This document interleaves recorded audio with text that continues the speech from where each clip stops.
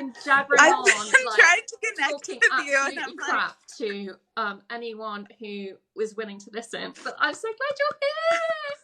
I'm sorry, that I'm was probably all here. my Sorry, fault. I was like, I'd never had that problem before where it wouldn't like connect us, and so I was like hopping on and off the live trying to find you. Yeah, well, this is my first TikTok live, so it's probably me pressing buttons and not knowing what I'm doing.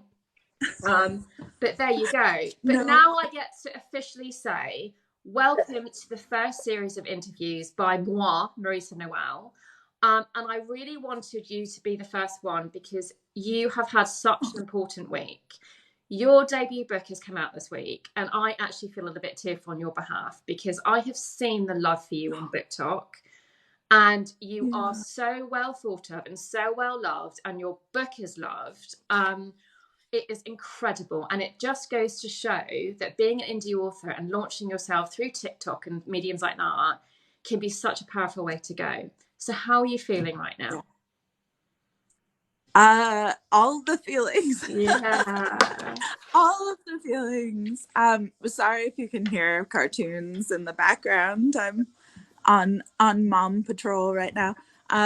But yeah, no, just excited, grateful, overwhelmed, Has anything, like, since you've had your book out, was it Wednesday that the book was officially released? So since it's been out, have you felt how you thought you were going to feel, or has anything surprised you at having a book out? Oh, that's interesting. Yeah, I think in a way everybody, hi Taylor, everybody getting sick right before the book launched was actually, the silver lining to that was that I couldn't be too anxious about anything because we all just felt so rubbish. So like it was probably a good thing in a way because I'm sure I would have just been kind of scrambling, that feeling when you're like leaving for the airport. What did I forget? Absolutely. In some ways, you just got to let go, don't you? And just what's going to be, and go for it. Exactly. So yeah. Oh, and it's when you kind of just let go of all the control and just go, it's out there now, let it do what it wants to do. Yeah. So we've seen a lot on TikTok about the High Mountain Court coming out. Tell us what it's about, and I hope you don't mind, but I'm doing a recording, so I'm going to be putting this on YouTube so that people can come and find it at another time. So with baby noises and everything, I love it. Perfect. So tell everyone what your book is actually about. So what genre? What's your blurb? Do you have a spiel that you've managed to memorize, or are you just going to look blankly at the camera and go, No, I think over time I've gotten a little bit better at explaining what the story is, but without going too deep into it. But yeah, it's the hardest question, isn't it, for authors to explain their own book.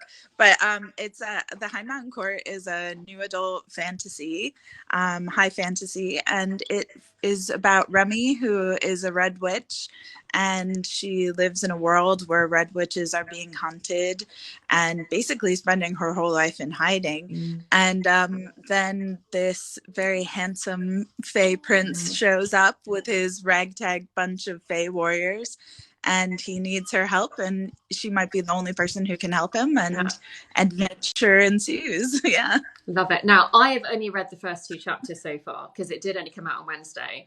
But I've got to say, I immediately gravitated towards Remy, and I couldn't help but picture you in my head. And I don't know if you've intended that. It's probably not. It's probably just because you're my anchor point for this book.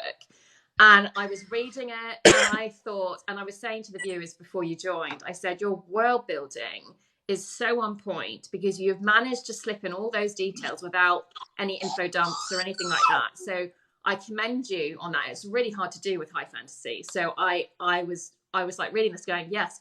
And your voice, your author voice is just so captivating. I was immediately drawn in. You know when you pick up a book and you read the first page and you know you're going to love it. And that was your book for me when I started reading it. So I am very excited to read the rest of it. And I know that, you got your inciting incident in there in the first chapter and everything is just happening. And I love it. I absolutely love it, and I cannot wait thanks so much. the whole world to find it as well. So I want to know. Thank you. Where did you get the idea for this book from? What was your inspiration? The initial kind of thought for the whole book that turned into everything else was a dream I had, actually. Yay! It was like an anxiety dream where I was standing in this like cavernous mountain and looking out over this glowing green lake, and I was watching someone, and I didn't know who it was, trying to like swim across it. And every time they lifted their arm out of the water, it was like more and more kind of like gaunt, and they were kind of like withering away in a very, like poison lake.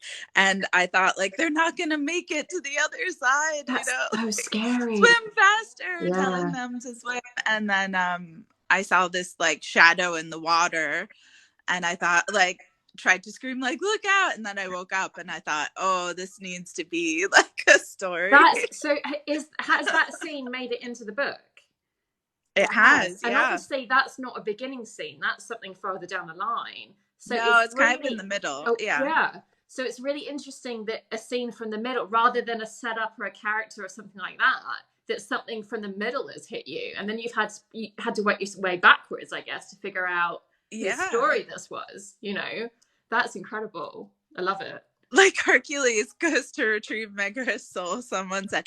It is, it totally is like that. Somebody said it reminded them of Harry Potter, and I need to go back and reread Harry Potter because I don't remember I think that's true. that scene very well. But I think it's probably more likely came from antiquity because I studied classics in university, and I still have dreams about myths and things. So I wonder if it kind of has some sort of mythological. It probably does, and water is always relevant in any civilization. So, I'd love to see you do a mythological retelling. I think you'd be fantastic at that. That would be your next trilogy. Oh, thanks. Yeah. Add it on to the list of things that I'd like to do for sure. Yeah, but I definitely think mythology plays into my love of fantasy and storytelling. So it works together. So you've got this book out now, and the sequel comes out. Is it December or November sometime? November. Yeah, November 2nd. The Witch's Blade. And then you've got a book 3 as well? Mm-hmm. Yes. And when do you have an idea when the book 3 might come out? I'm thinking March. But I need to solidify dates. So where are you with your like with book 2? Is that all written and ready to go? Where are you in the trilogy? How far along are you in things? It's actually going to be a 5-book series. It's very exciting. So all of the characters that the story follows are introduced in the first book. And then each subsequent book has its own protagonist who you've already met in the first book. So I'm really hoping people like those characters. That's very clever. And want to follow them. That's very clever. And see their own stories. Did you do that purposefully then? So that you would have a different story for each character? Or did you do that because that's how it hit you that needed to happen? Yeah, it kind of happened both ways. Like in the writing of the first one, I knew there were certain characters who I really loved, and I knew that there were more stories to be told by them, and there was more things that I wanted to happen, and I kind of wanted to give each of them their own chance to shine, and so instead of making kind of the climactic arc of the world happen at the end of book 1, that's going to be overarching through all 5 books, but each of the characters will have their own kind of encapsulated story as well. So I hope, my goal is that it never feels like there's cliffhangers at the end of each of the books, but you also feel like you want more and you want to follow someone else down there their path. So yeah, that kind of was the plan. Yeah. I think we've got a new star in the making, people. I do. No. So I really do. So when you were so your journey, tell us about your editing process. Did you use a professional editor? Did you use friends and family? You know, what was your process for the whole writing and stuff? I used everybody. Yeah. I used all the things. So I had 4 different editors on the book. I had a developmental editor who worked with like some of the big publishers, and I knew I wouldn't be able to afford her to do the full dev edit for you know, a fantasy over 110,000 word novel, but she does do like quite in-depth editorial assessments, which are slightly less expensive, and you get like quite a big document of you know, like notes and story structural plot things and critique. And I found that like really, really helpful. So that was the first thing I did. And then I had a copy editor and 2 proofreaders. And then I also had a whole team of readers as well. So I had alpha readers, beta readers. Yeah.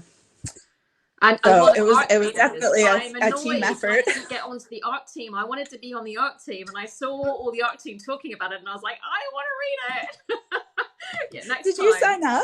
Next time I'm on your art team. I think I must have missed it because I joined TikTok really only a few months ago, so I think I must have missed it. But I will be there for the next one, absolutely. Awesome. Yeah, I wanted to be part in the party. I'm thinking for the next arcs, I might send the arc sign-ups to my newsletter because I have quite a few people signed up to my newsletter, and I want to, you know, obviously give people who are signed up first dibs on absolutely on the arcs and stuff. So have you found your newsletter helpful? I mean, I've got a newsletter. I think I've got maybe 85 people. It's not a lot, and I don't do much with it, and I hear varying advice, and I think it depends on your genre and your, you know, and I write for young adults, so do they really care about newsletters? You know, this is why I got myself on TikTok, because I'm thinking actually audiences on TikTok, they, you know, so tell me about how you decided to do a newsletter and how successful it's been for you. Yeah, well, there's a few things that weighed into it for me. You know, like I like the occasional newsletter. I don't like to be like bombarded by heaps of like emails and things. So it was important to me to keep it like a monthly thing and not like a weekly thing where I was just like, you know, harassing people. But really my objective wasn't to have it be like something that I was like getting heaps out of, but more of a way for me to show my appreciation for people who really liked the stories and wanted more. So I have, you know, like a free novella and a free bonus epilogue for my newsletter, and I have more novellas coming out soon for them as well. And just kind of my way of like having a line of communication with people who wanted more of those stories.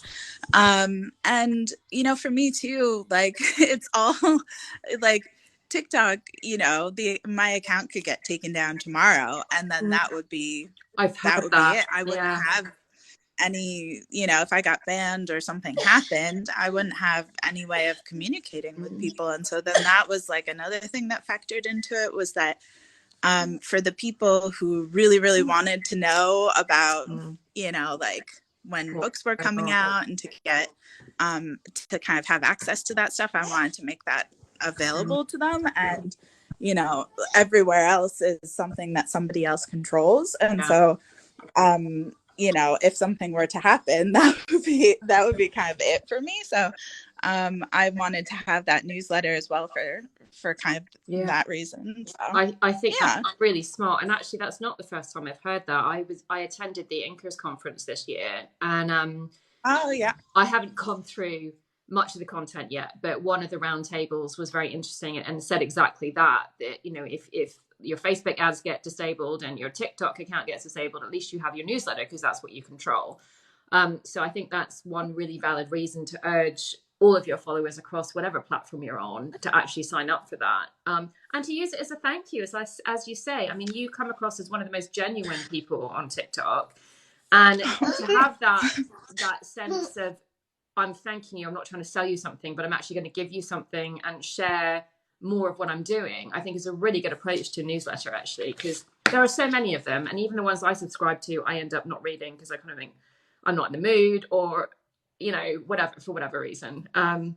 Yeah, so, totally. You're inspiring me. Yeah, it's great. Well, I mean, that's the thing is, like, I always want to be giving more than I'm receiving, and that's just kind of like my philosophy in life in general. But also, like, the people who are joining my newsletter by and large are people who have been talking about my book and sharing it with other people and doing all of these things without, like, I don't ask them to do that. They just do it because they want to.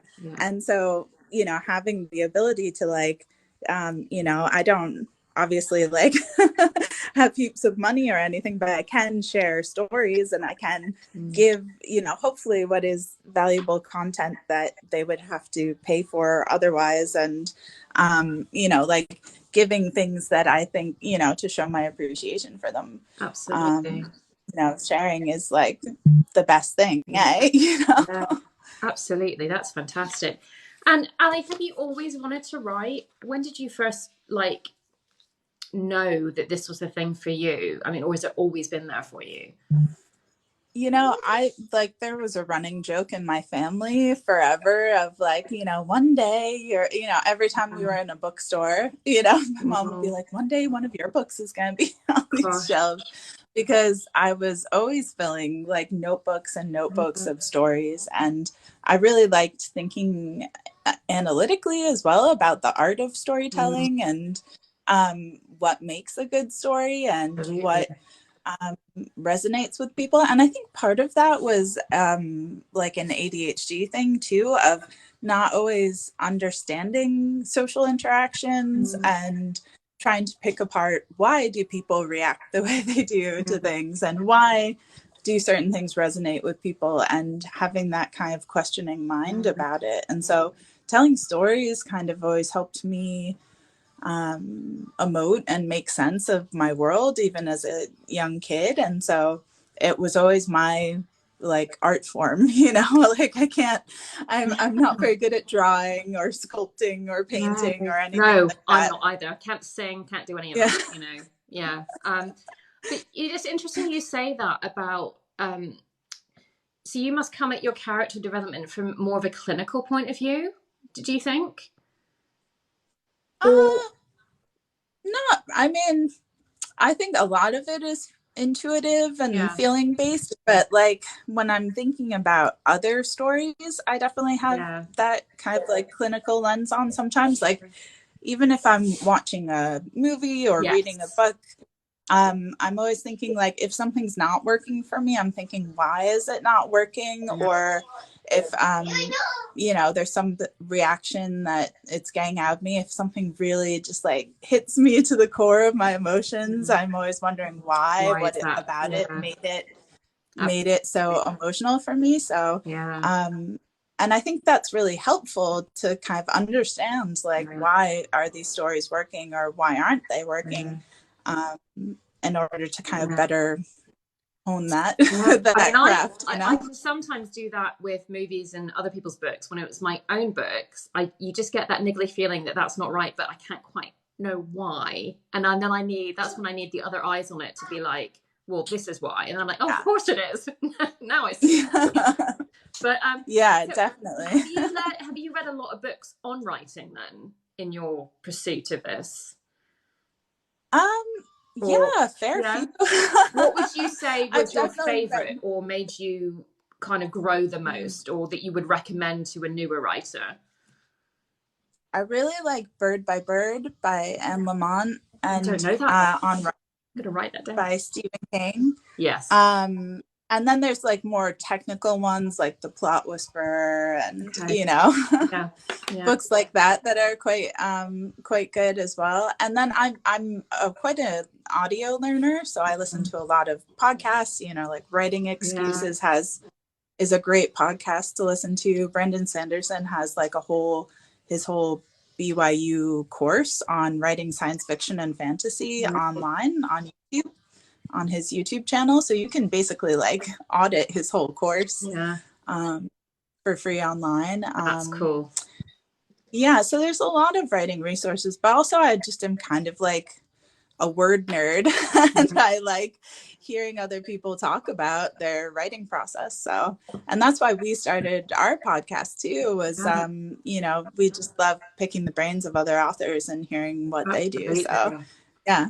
I mean, there's nothing more than I like, because I don't have readers in my house, and there's nothing more I like is coming onto other platforms and talking books with people and seeing their journeys and seeing how they, plotting versus planting and, all of these different, because there's no one way to do things. It's one of the few careers in the entire world that doesn't have a structured path. And learning, you can go and watch a workshop or a webinar or something, and you take away what you can from it, apply what works for you, and then dismiss the rest of it. And I just think the beauty of that is that we're always learning and always helping each other, I think. So yeah, absolutely. I think it's one of those things where even people who are, 6-figure authors with dozens of books out still feel like they're honing their craft and still learning and growing and trying to improve. I don't know if anybody ever gets to the point where they feel like, oh, I'm done learning now. No, and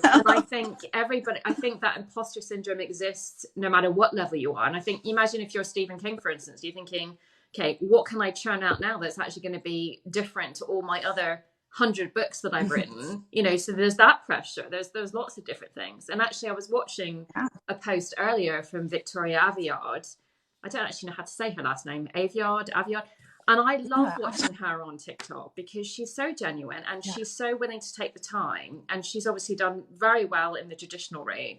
And she just breaks it all down very quite simply for those authors who are still trying to decide which route they're going to go or wanting to learn. And I think she is a real beacon, actually, for the industry in a positive way from the traditional point of view, And then we've got us for the indie, so that's fine. There we go. I know, it's funny because I think that there's not really like this dividing line that I think sometimes people try and create this like indie versus trad or like, but actually most authors exist somewhere in the middle, like of both of those poles. Like a lot of successful authors have some of their rights, like whether it's like audio rights or foreign rights or, some of them being sold to traditionally published houses in other countries, or, might have some books traditionally published and some indie published. And so it's like, we're all authors, we're all storytellers. It's all, I totally agree with you. And I think self-publishing has, in the last, actually even more since the pandemic, has become such more of a viable option because traditional publishing has slowed down. And it's so much harder now waiting for queries or publishings on sub and things like that. And it's so much more valid. And one of the things I embraced about being on TikTok was seeing how many people were proud of self-publishing. Whereas I'm in a group, for instance, on Twitter, where out of 40 of us, I'm the only one that is an indie author. So I always feel like an imposter.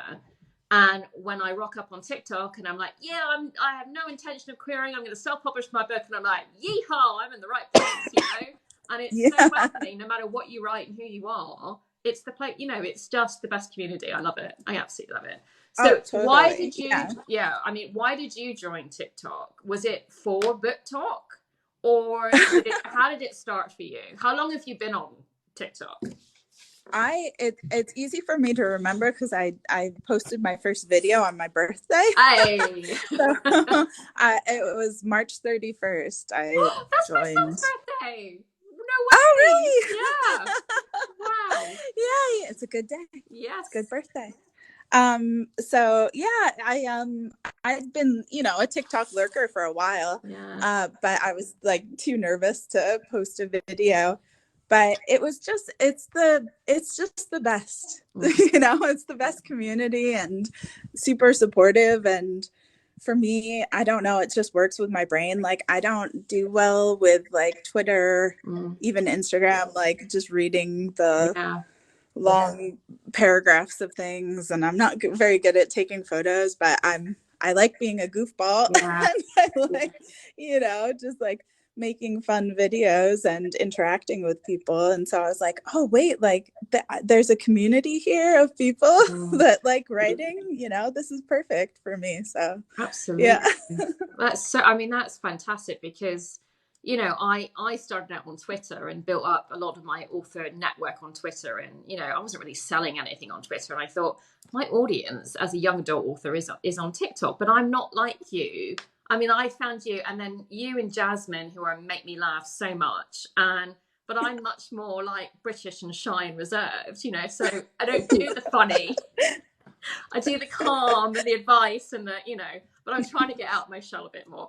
But I love book talk. You can be whoever you are and still find your people, and it takes all sorts to make that happen. So that's fantastic. Absolutely. Yeah, I don't think there is like a one size fits all at all. Everybody kind of posts like very different videos and does like their own thing. And I kind of love that, because you really get like an authentic sense of people, I think. Like people's personalities more so than you do on like a platform where you don't hear them speaking or like see their faces, because it's very hard for me to kind of always understand tone and how, like, are they being serious, are they being sarcastic? I have a very clear sense of people's voices on TikTok, and I just feel more like we're all friends. I totally agree with you. When you read something on Twitter that can be so loaded, and then there are so much more explosions on Twitter all the time than you see on TikTok, because you can see the person, you can understand the tone that they're speaking with, and actually going live with you tonight felt like I'm talking. We've never spoken before, but it feels like getting together with an old friend, because I've been watching watching you. So it feels very natural, and you feel like people so much better because you see their face and you see what they do, you see their personality so much more, and I love it. It's fantastic. You already know everyone. Like, I feel like if we all just bumped into each other in real life, we'd be like, oh hey, what's up? Absolutely. It would be like nothing, just New Zealand is just very far away from me. We couldn't be further away, but no, that's okay if you pop up here. So back to your book for a moment. Out of your characters, who do you identify with the most? Is it Remy, or is there someone else? That's hard. I don't know if any one of them is the most like me. There's little bits of each of them that I identify with for sure. Like little parts of each character. Although there's I'm in the process of editing book 2 right now, and the character that we follow in book 2 I feel very connected with, in the fact that she's just constantly making mistakes and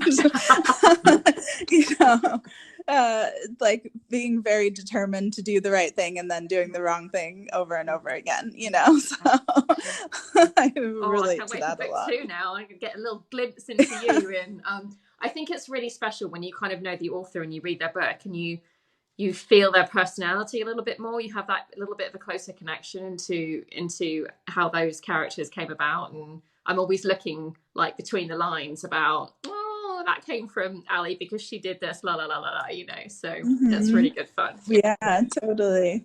The thing I get commented on the most is people who know me with Remy. She is like a sun lover. She loves sunshine, and I am definitely the same. I always want to be in the sun, and get really bad seasonal depression. I'm not a winter person, and so all of my friends and family were like, I wonder where this bit came from.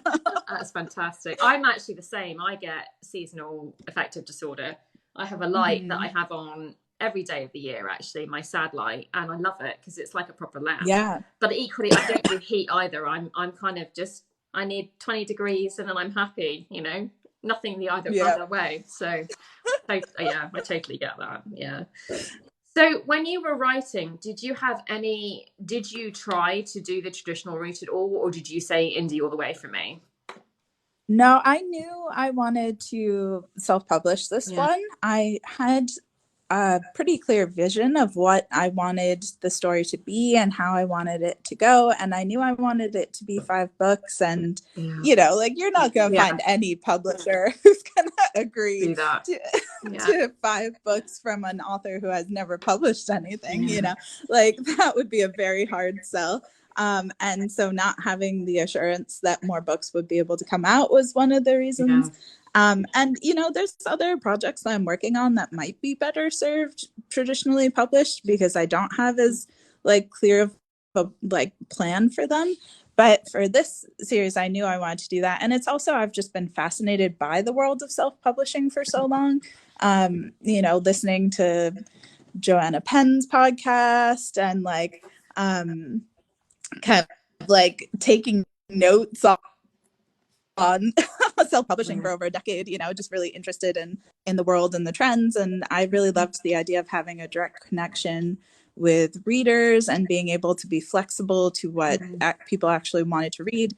And like the biggest reason though was that I wanted to tell diverse stories, and I knew that that could be a barrier to traditional publishing.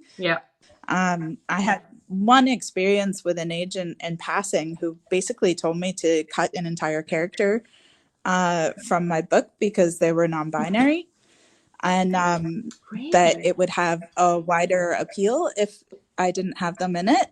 How long ago was that? Because that was like 7-8 months ago. Really?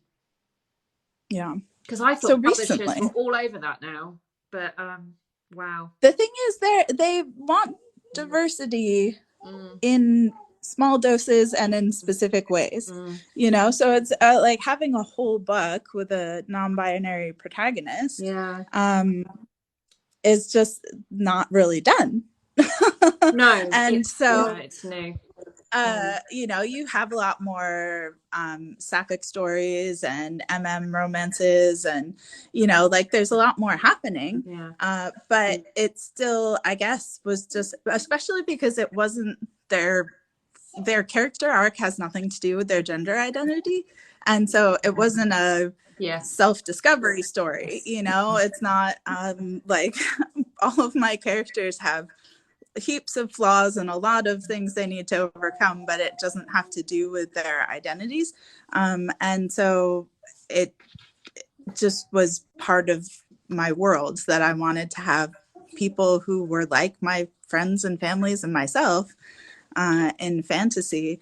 And I knew that not everybody was ready for that in the traditional world, you know, to back that, because there isn't a lot of I think you're right. It's very sticky in the traditional world. And, you know, unless you're from a particular community, then they don't want you writing about it. And if you are from that community, they want you writing about that specifically, which is very narrowing for a lot of people. And I think self-publishing gives you a lot more freedom to express. And especially, I think that's the amazing thing about science fiction and fantasy is that you can explore these things without throwing it in someone's face. You know, it's one step removed, and it's also why I write fantasy and science fiction, because it's not about learning difficulties. It's not about being gay. It's not, you know, it happens to be there, and actually, it's the fantasy world that captivates you. So I think it's a really great way to deal with some of those issues. Actually, you don't have that. You know, especially when you're writing for younger people or new adults, they don't have to face it quite head on. Right. Yeah, definitely. That's good. Yeah, it was one of my goals, and something that I remember, you know, like quite vividly, like sitting around a cafe with my friends of, you know, people of all different races and sexualities and gender identities and abilities and neurodiversity, you know. Absolutely. And kind of being like, we all love fantasy. We're all fantasy nerds, and so rarely do we get to see people who look like us in these stories, you know, and how I really wanted you know, them to be able to be the heroes of their own stories. Yeah. And so that was important to me in the writing of these books. Yeah. Good for you. No, I think that's fantastic. Have you hidden any Easter eggs in your books? Yes. Okay. Quite a few. Ah, I like it. Yeah. Right the way from like the prequel novella all the way Awesome. to the last book.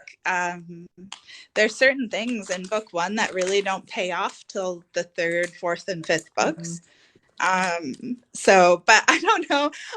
I mean, like, people might not pick up on them, and that's okay. Like, the story works without people knowing them. Yeah. But I'm kind of hoping that some people might spot them as the series goes on and go, you know, something that seems kind of anecdotal and not important is actually like, you know, I'm going like, to keep my eyes open as I read then. I do the same, but mine are so subtle, I don't think anyone would pick up on them. And they go, because my books aren't all in the same season, but I do Easter eggs that combine, that pulls them all together. I'm not sure if anyone would notice. But it's fun, just from my point of view. I just giggle to think that I have, there's certain things I have to put in every book. So yeah, it's good fun to do that. So are you a plotter or a pantser? Tell me that you plot with your fantasy. You're not. You are. No. I'm kind of. Oh, thank you. I'm kind of somewhere in between, where I have like a rough idea of, you know, beginning, middle, and end, where I want the story to go, and then within the kind of rough structure, there's a lot of kind of weaving and deviating and pulling things back in. But usually I have the rough idea of, you know, the very basic plot of like, you know, here are the stakes, here's the climax, here's the resolution. And then I kind of pants it a bit in the way that it's told, and I weave more things in as I go. So it's not a rigid plot by any means, but I usually have a few scenes that are kind of my anchor points that I know are going to happen, and then it's just the getting to them, getting in and out of them, that is the kind of more discovery. And then sometimes How about you? They can change. I mean, I would call myself a plotter, although I'm not rigid. I do use a spreadsheet. So, but I mean, I thought I was a plotter when I first wrote my first book, and I was not a plotter. I had 4 sentences on my wall, and that was it. But I learned to plot, and I do like a plot. I'm very mathematical, so I do like a plot, and I have tried various different things, but there is a group of people, 2 women, Jo and Sarah from Writers HQ, they're called, they're British, and they really taught me how to plot. And they kind of take the 3-act structure but put it into their own method, and I use that. So you go from like a 4-point plan to a 7-point plan to a 16-point plan, which is basically 1 point for every 2 chapters.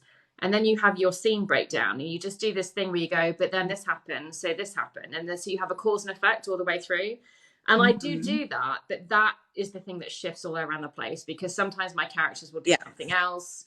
And once my characters get going and they're not going to do the thing that I thought they were going to do, then you go, okay, but it loops back to point 5 further down. So that's fine. So I would say I'm largely a plotter, but I allow room for pantsing, if that makes sense. Totally. And sometimes as you're writing it, you go, oh, well, the next scene was supposed to be here, but like we kind of need to see them getting there. We can't just jump straight to there, so we need another scene here, because otherwise it'll feel too choppy. So sometimes it's just kind of like filling in the gaps of the plot too. Absolutely. And I think writing, you know, when I did my first writing course, that's what I realized, because I had never been very creative growing up. And my mother, who's American, and, you know, all Americans are good at creative writing, was like, well, you don't know how to write a story. You have great ideas, but you don't know how to write, which put me off the whole thing. For when I ended up doing English so here we have A levels where we do 3 subjects. So one of them was English. and which came as a bit of a surprise. And then when I wrote, and that came as a surprise, and I was like, no, I can do this actually, thanks mom, you know, I just need to be taught how to do it. And once I broke down this course and realized actually it's all quite mathematical, if you have your beginning, your middle, or your end, you know, as a basic structure, and you're right, the words are just filling in the blanks. So then I was away. Yeah, did you do any courses at all yourself? I used to take like creative writing courses for like fun in between semesters and things, just because I just enjoyed it for like my own, you know, I was studying biology, and so and classics. So I wanted more of a creative outlet to kind of like as like a palate cleanser almost in between semesters. Biology and so classics. Because I did biology as well, but that's polar opposites really, isn't it? That's funny. Good for you. So I did take creative writing courses just for fun, but there wasn't any one. Like, I'm fascinated by all of the different ways you can plot, all of the different plot structures. And it's interesting how you can kind of fit the same story into several different plot outlines. And so I'm interested in reading about all of them, but I don't always necessarily follow them. But I think I'm a bit of an information junkie. I like collecting more knowledge on those things. And so I just find it helpful, even if I don't end up using it. I need to introduce you to my friend Stuart. So he's Scottish actually, and he started it's a program called the Wright Mentor Program, and it started with free mentoring for authors, for aspiring authors over summer periods, and it's evolved into a whole awards and competitions, and it's an amazing thing. But he's very much like you, and he devours all the information he can, and then tries to apply that very clinically to, I mean, you sound like you write more intuitively, but he tries to, because he's not an intuitive writer, so he tries to devour all the correct ways of doing it, and then putting it into action and things like that. But I think you two would get along well, actually. Damn good. I love that. Yeah, I love talking about these things with other people, and it's always exciting when you meet other authors and writers who just want to talk shop about this stuff, you know. Absolutely. Nobody in my day-to-day life wants to like talk about, you know, character development. I know. I don't have anyone in my day-to-day life either, so it's when I got together with my first friend from Twitter, author friend who only lives 20 minutes from me, and we realized that we had a cup of tea. It was the most bizarre thing, and I think her husband was hiding in the house to make sure I wasn't like an axe murderer or something, you know. But because you know, you meet someone off the internet, which your mom will always tell you, you know. So but it was fabulous, and now there's a group of us that regularly meet, and it's the nicest thing to just sit and chat about books and things. So in your publishing story, what part of the process did you enjoy the most? Ooh, I mean, probably the writing. The first draft is the most exciting before you have to put the kind of analytical lens on. I know some people like the editing, but for me, I like the just sitting down and writing and seeing where it takes me, and it's always exciting when something comes out that you weren't planning or pulls it together in a nice way, and that's always fun, and it just feels like my kind of version of meditation, you know. Like, I'm not very good at sitting still and just like letting my thoughts wander unless I'm doing it in a creative writing way. So it just always feels really good, and I really enjoy it. So I'm always trying to have something that I'm writing even when I'm doing everything else, because that's the part that kind of fuels me. I feel the same way. Right. I think of writing as my therapy, and I am happiest when I'm doing and first drafting. I'm the same way. So does that mean that the editing is the worst part, or has there been another part of this process that has been hard? Well, the publishing process, the logistics is a big learning curve, you know, using KDP and Ingram Spark and all of the different, marketing is something I have yet to very much like jump into. So that is a whole world that I find very confusing. I think you're so brave to do it for your first book, because the first two I published, I did with smaller presses because I didn't have the confidence to self-publish. And I should have done, to be honest. I mean, it would have been better if I did. So I think you're very brave to have it all figured out. To me, I was like, that's a whole other thing. I can't do that. So I'm very impressed that you've nailed all of that, and your beautiful books. Oh, they're beautiful. Yeah. I haven't done that much with the marketing side of things yet. I think I'm kind of, I do get shiny object syndrome a little bit with wanting to just do all of the things, do all of the ads and the blogs and the, marketing stuff. But really for me, my main focus for this year is more just like growing my body of work, writing, getting more stories out there.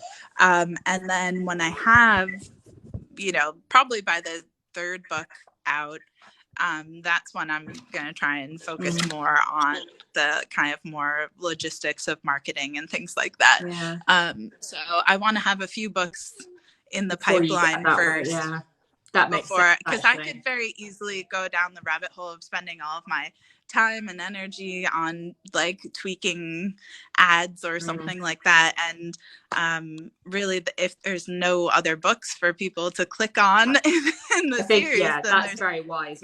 All the advice, I'm enrolled in an ads course at the moment, and that is the advice, to wait really until you have, especially in a series. I think that you have 3 books out before you start dealing with that, and I don't spend enough time on them as I should. Especially with Amazon, it takes months to gather that data to really know what to do with it. Well, that's a whole. Which ads course are you doing? Is it the self-publishing formula? One. Mark Dawson's one. It's great. It is really good, and whatever they add or update, you get automatically. So it's been totally worth it. And there's extra things involved, and there's the Facebook group, which is fantastic. So come join me when you're ready. Yay! I know. I'm subscribed to them. I've done a few of his courses before, and I obviously listen to their podcast and things as well. But when the ads for authors was coming out, that course, book 1 hadn't been released yet, and I was like, let me focus on getting this book out. Absolutely. It comes out twice a year. Probably have 2 or 3 books out. It comes out twice a year, so you've always got time, whenever it fits into your life and it's the right time. So I know I've been keeping you for a while. So for the last couple of questions. No, you're not good. Okay, because I could chat all night, but I know that you've got a little one there, so I don't want to keep you too long. I have some fun questions which were inspired by my friend Kitty, who's not here at the moment, but my friend Kitty, her debut came up this year, and she started a whole Instagram interview thing called The Book Chain, and she had some really fun questions which I thought would be great. So as a writer, what would you choose as your mascot, avatar / spirit animal? Ooh, that's hard. He knows. She knows. It would probably have to be some sort of primate. Oh, I like it. Maybe a howler monkey. Wow, that's incredible. I love it. That's a very original choice. I've got my howler monkey feet tattoo from the first baby howler monkey I rehabilitated and released back into the wild. So it's already a bit of it's already a thing. Wow. Well, that's good that you know that already. Okay, so if you could only eat 1 meal and drink 1 drink for the rest of your life, what would it be? Ooh. Oh, that's hard too. Maybe pasta. You can go so many ways with pasta. That's true. Pasta. That's very true. There's a lot you can do with it. Either that or like tacos. Yeah. There's a lot of love for tacos on TikTok, and I'm like, they're okay, But... Although I would say like traditional like Guatemalan tacos, like the soft flour or like soft corn masa tortillas and the refried beans and stuff. Absolutely. Yeah. Those are good. I mean, I did live off of those for like 2 years, like pretty much exclusively, like eating beans for breakfast. And were you there? Did you spend time there? Yeah, I lived in Guatemala for 2 years. Wow. That's where the howler monkey rehabilitation happened. So yeah. Wow. And then a drink, I don't know. I'm quite partial to a cider. So maybe a cider. Yeah.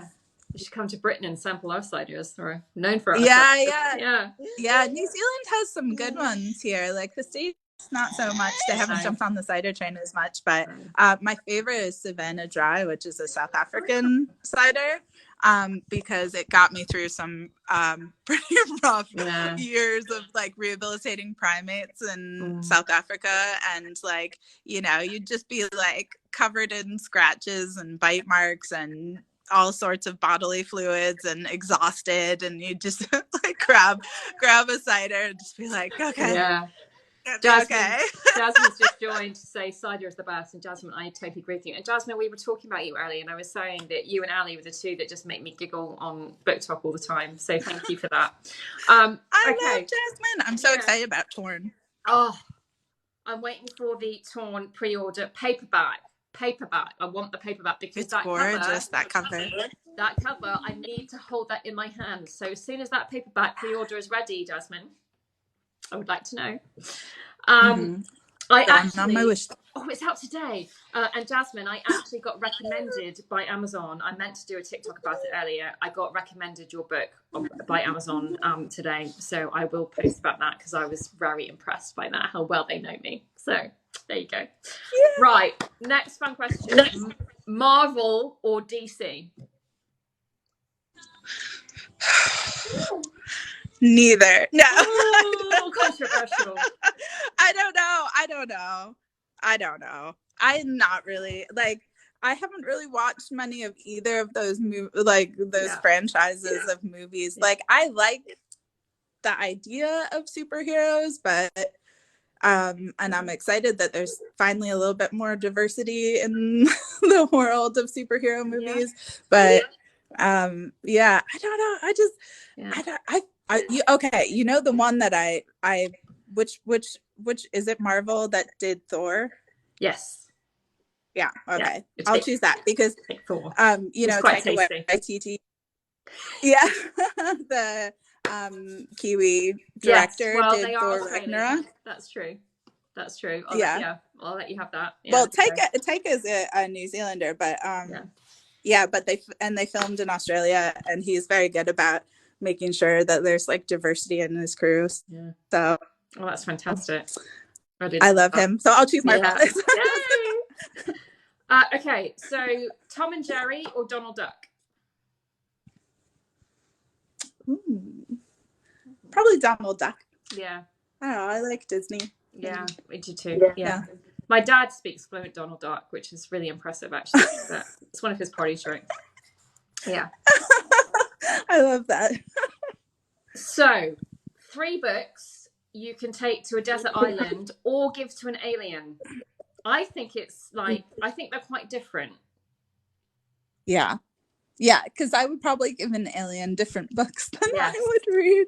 Yes, because you would take your comfort books to a desert island. So what would your comfort books be?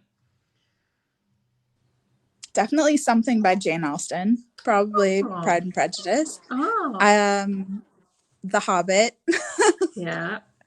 And probably something by Sarah J. Maas. So nice. Probably the Court of Wings and Ruin. Yeah.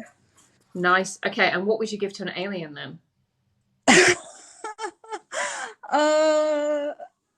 That's hard. I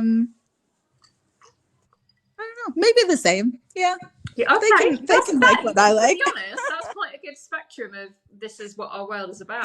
So I had thought maybe the Bible, but then I didn't know if that was any good either because they'd be like, this is very confusing. The narrative structure is different in each chapter. And that's very true. Very true. Okay. So if you were I don't know, maybe like the Iliad or something, like something something classical, something. It's tricky, isn't it? Yeah. Or the Odyssey. Yeah. Or like a porno magazine, you know. Just the full spectrum. Why not? And this is where we are now. Yeah. Okay. If you were in the Hunger Games, have you got any talents that would help you survive the Hunger Games?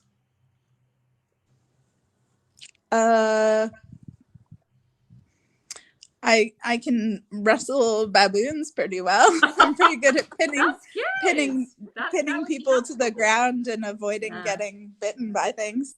Perfect. I don't know. I'm not too bad with a machete. So maybe that. Yeah. Oh, hidden talents. I like it. Wildlife skills, you know. Yeah. Just I'm very good at restraining all sorts of different bitey animals. Oh, you star. Yeah. Right, I will not. I'm also pretty good at getting baboons to attack other people. So if you know enough about primate behavior, you can get them to like mob other people. So that might be good to have, like, just a mob of baboons behind me. You would be fierce. I hope there's baboons in your book, or one of the books. No, there aren't any really in magical any baboons. primates. I need some magical. You might need to rethink that and put in some baboons, because I just see like Khaleesi from the Game of Thrones, not with dragons, with baboons. With baboons, yeah.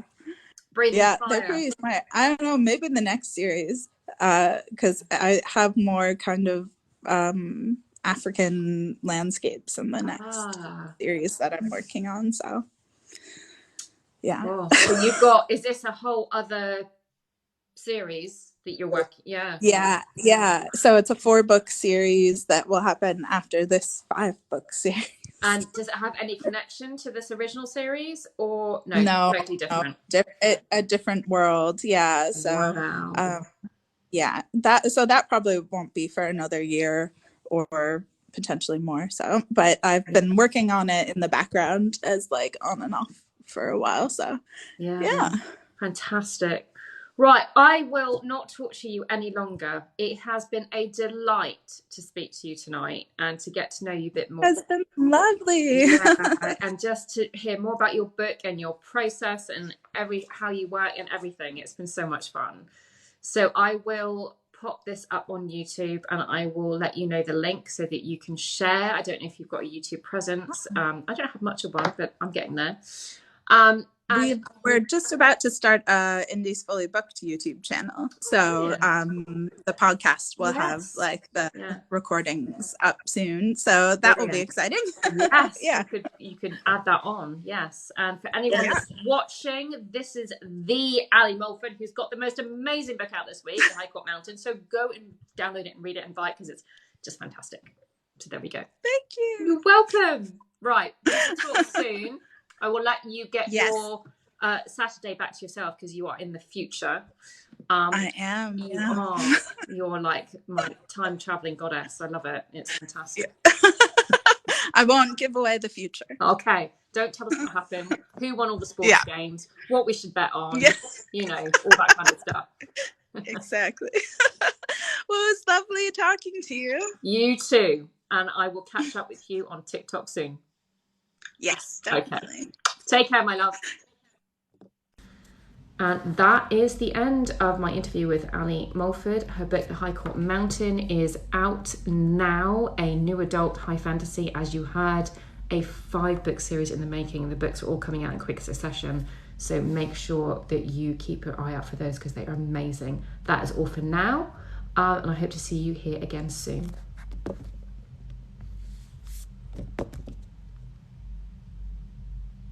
How do I quit my live?